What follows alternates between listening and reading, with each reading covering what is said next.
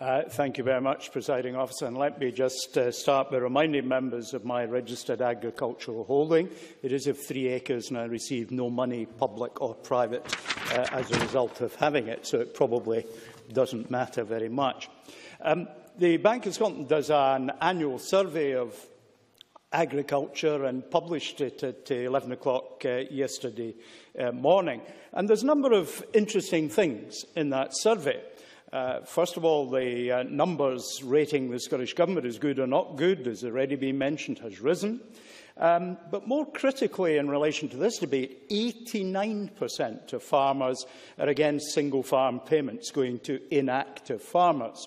And I think that's something that commands pretty broad support in the Chamber, in principle, if diversity in recognising there are different ways of moving from the current position to one that is more appropriate. And, as I said in my most recent intervention, only about a third of farms are reporting that they'd be profitable without the single farm payments.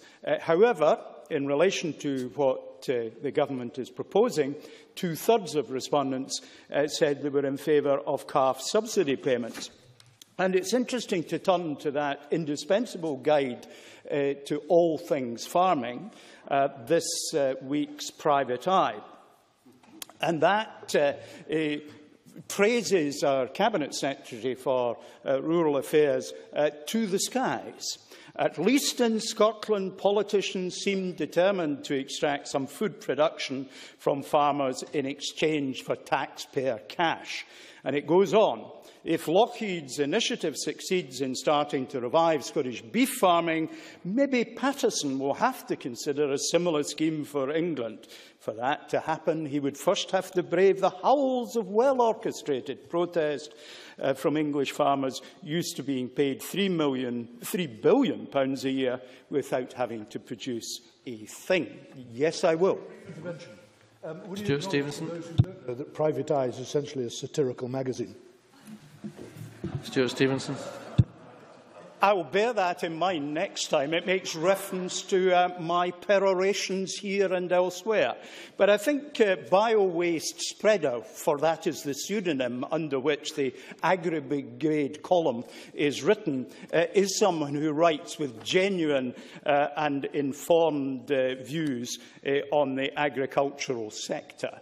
But you can play it both ways. But at least I think he's captured the essence of the debate. Now, on Pillar 2, the Government is proposing quite a lot of interesting things. Less favoured areas support, £459 million. The Agri-Environment Climate Scheme, £355. Forestry, £252. New entrants, an area where I think there's fairly widespread view that we need to try and do more, £20 million for farmers up to the age of 40 years old, and that's an EU constraint. And for crofting and small farms, £20 million and £10 million for cooperative ventures as well.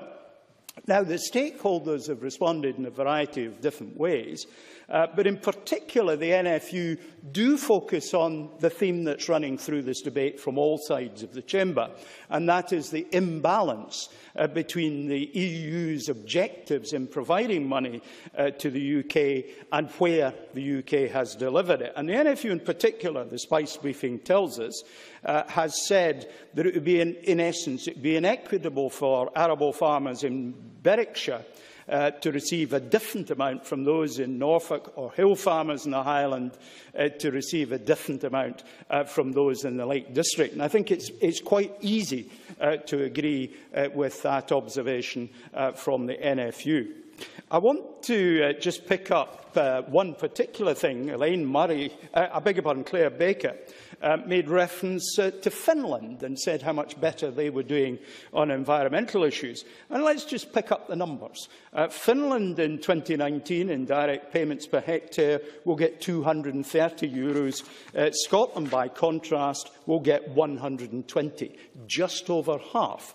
And of course, as we know, on rural development funding per hectare in Finland, it will be €148 €8, whereas in Scotland it will be 12. It's easier to do better if you've more to do better with. And that is the fundamental failure of the present arrangements, whereby our interests are represented not by ministers from this Parliament, but from elsewhere. I no longer have time. Do forgive me. I'm in my last 45 seconds.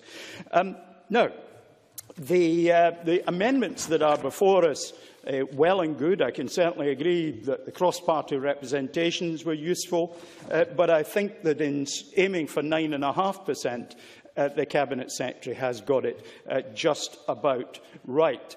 Rod Campbell, like myself, focused on the number of areas that we should look at. Farmers are essentially saying it's got to be 2, 3 or 4, with 3 aggregating as much support as 2 and 3, and I think we ought to look at that again, because that's where farmers are coming from. Let's not throw forestry out. Forestry is a very important contributor to dealing with climate change, and I can't help noticing the members' debate this evening is on Scotland's national tree. Presiding Officer.